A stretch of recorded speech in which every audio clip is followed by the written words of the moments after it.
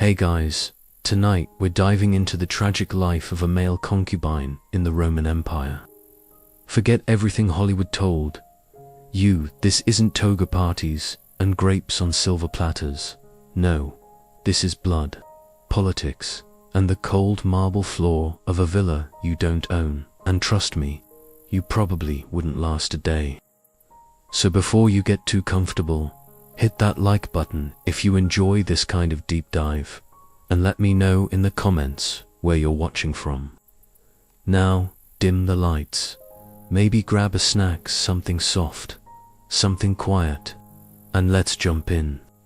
You wake up before the sun even thinks about rising. The air is damp stone walls sweating from the Roman night. There's a draft sliding along the floor, and the linen you're allowed to sleep in is so thin it's more of a suggestion than a garment. You stretch and immediately regret it. Your back aches from the hard sleeping bench. You're not a citizen, not a soldier, not even a servant. You're a delicatessen, personal pleasure slave, bred and trained for beauty and obedience. Basically, you're property, pretty property, which is great if you're a statue. Not so great if you're a person. You glance down at your wrists, no marks today. Good, yesterday's performance must have gone well. Or maybe your master was just too tired to punish you. He likes silence. Eye contact, but not too much. He likes you hairless, perfumed, docile, and occasionally witty, but never too witty. He loathes being outshined, and you're expected to know all of this without ever being told. You hear footsteps, heavy, confident. You freeze. Is it him? His steward? Someone else? You don't know what's worse, being summoned or being forgotten. Because in the Roman elite world, being a male concubine isn't just about sex. It's about control. It's about performance. It's about surviving a role no one chose, not even you. And before you start romanticizing it like some forbidden palace fantasy, let me ask you this. When was the last time you had to put olive oil behind your ears because your owner said it makes you look more submissive? Yeah, thought so. Let's rewind a bit. You weren't born into this life. Or maybe you were. Either way, it started early. Boys selected for their looks, big eyes, soft skin, a certain gentleness. They called it effeminate beauty, and to the right Roman eyes, it was more desirable than any marble sculpture. You were taught to walk a certain way, to speak just above a whisper, to sing, dance, read erotic poetry in Greek, not Latin. That was too common, and most importantly, to anticipate needs you're not allowed to have yourself. A sneeze from your master could mean one of three things. He's bored, he's annoyed, or he's testing you. Guess wrong, and you're punished. Guess right, and maybe you get to eat after dinner is over. From what's left. So, what happens when you're no longer a novelty? What if you get sick? What if you're not cute anymore? What if your master takes a new favorite? That's when things get darker. And if you think being cast aside is the worst thing that could happen to a concubine in ancient Rome, well, just wait until we talk about what comes next after the bedroom goes cold. So, you're no longer his favorite. Your skin isn't as dewy. The dimples faded. Someone younger arrived last week. They still flinch on cue. You, meanwhile, made the mistake of sighing out loud. Big mistake. Because now, you're just another relic of yesterday's pleasure. Like a wine goblet that's chipped but too expensive to throw away. You're still here, technically, still beautiful, just not required. You hover around the periphery. Hear your name less and less. The steward starts forgetting to give you your oil rations. You're sent on errands again, down to the market, where everyone knows what you are, They stare, some smirk, some pity, a few proposition, and then the whispers begin. He used to be the favorite. Did you hear what he did to fall out of favor? Maybe he's cursed, because Romans, oh, they loved a good downfall, almost as much as they loved an obedient body. Now, here's the thing. You're not technically free, but you're no longer fun either. So what is your purpose? That depends. If your master's kind, you'll be quietly handed off, maybe to another household, maybe to the temple, maybe to a brothel disguised as a bathing house. All very polite, all very hush-hush. If he's not kind, let's just say. Roman law was a little fuzzy when it came to what you could do to human property, especially when that property talked back, or worse, aged. And that's the real tragedy, isn't it? You were desired, trained, pampered, and displayed, but never loved, not as a person, only as a possession with an expiration date. But here's a question we rarely ask. What happened to the ones who escaped? What did life look like? If you somehow bought your freedom, or if you fled and started over in the outer provinces? What if, just what if, one of them lived long enough to tell his story, and somewhere, buried under centuries of marble and ash, a fragment of that story might still be waiting to be heard? You've thought about it, running. You've mapped the route in your head 100 times. Through the back atrium, past the fig trees, over the garden wall where the vines are thickest. The guard dog sleeps after his second meal. The steward drinks cheap Falernian and dozes off by the third goblet. You could do it, you almost do it. But then the fear creeps in. What would you even be out there? You're not a citizen. You've got no coin, no name, no family that would claim you. And worst of all, you don't know who you are without being owned, because they trained that out of you. Still, sometimes, the idea of sleeping under the stars, washing in a stream, choosing when to speak, it feels like a kind of heaven, even if it only lasts a week, even if they catch you. You're not alone. In the shadows of Rome's grandest estates, those villas carved into hillsides and dripping with opulence, there are others like you. Boys who grew old too fast. Boys whose voices cracked at the wrong time. Boys who never wanted this life but were too pretty or too poor to escape it.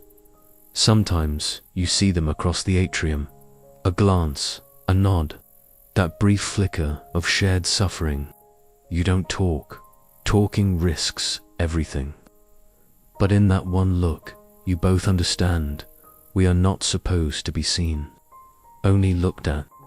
And when guests come, high-ranking senators, generals, foreign dignitaries, you are paraded like a trophy, oiled, perfumed, dressed in sheer tunics that cling just so. Your master smiles at their glances, basks in their envy. You are his status symbol, his luxury, his living proof that he can own beauty, and you smile. There comes a moment, silent, undramatic, when it ends. You're not summoned, no one wakes you. You wait, all day, all night. No one comes, then it hits you. You've been replaced. No warning, no goodbye, just silence. And that silence is deafening. What happens now? Do you rot in some villa attic like a broken lyre? Are you handed off like leftovers to some merchant with crueler tastes? Or maybe, if the gods are kind, you're sent to the countryside to fade anonymously among laborers and ghosts. But if you were sent away, where would you go? Could you start over? Could you find a new name, a new purpose? Could someone who was never allowed to choose finally make a choice? And what if, somewhere in the ruins of time, one of these forgotten boys did find a way to reclaim his story? What would he say If he could speak freely, what truths would he tell? About Rome, about survival, about what it really cost to be beautiful in a world that only loved you when you were silent. You used to be spoken about. Now you're spoken around. The new boy, they don't say his name yet. Just like they didn't say yours, not at first. He still walks stiffly, eyes wide, skin polished like a new statue. You see the way he flinches. You remember how that felt. But no one asks you anything anymore. You're a fixture now. Like the old mosaic in the atrium too, cracked too fix, too storied to throw away. You eat in the dark. Alone. The cook doesn't even turn round when you slip in. She just leaves the bowl near the hearth, like a bone for a dog. The stew is thin. You don't complain. That was trained out of you too. And in the flicker of firelight, you catch your reflection in a copper tray. And you barely recognize the man staring back. Still beautiful, maybe. But there's a hardness now. A deep quiet in the eyes. The kind that only grows in men who've been used up and never asked if they wanted to be. Sometimes, in the dead of night, you remember things. A mother, maybe. A song, half of one. The feeling of dirt between your toes before the villa, before the baths, before the sweet wine that turned sour. You try to remember your real name, but it slips through your fingers like sand. They renamed you, of course. Something Greek, exotic, pretty on the tongue. Something that meant nothing to you, but everything to them. And now, that's the only name you answer to. Because it's the only name they remember. One day, someone carves a statue that looks suspiciously like you. No one admits it, but it's your mouth, your eyes, the tilt of your head just so. It sits in the peristyle now, admired by guests who sip wine and talk of war. And you walk past it. Every day you say nothing, because statues don't speak. But what if they did? What if one day, a voice buried deep inside that cold marble finally cracked free? What if the silence ended, and the stories you were never allowed to tell came flooding out? You never wrote your story, because no one asked, because no one wanted to know what happened when the doors closed and the torches went out, because you were expected to be beautiful, not remembered. But here's the truth. Behind every gold-threaded curtain, every grand banquet, every whispered moan from the back of a Roman villa, there was a boy like you, too young, too soft, too scared to say no in a world that only cared if you looked good doing it. You weren't a lover. You weren't even a person, not really. You were a possession, a status symbol, a shadow wearing a smile. But still you existed, and maybe that's enough to haunt history, because even if they forgot your name, even if they smashed the statues and buried the shame, the ruins remember, the silence remembers, and maybe now we remember too.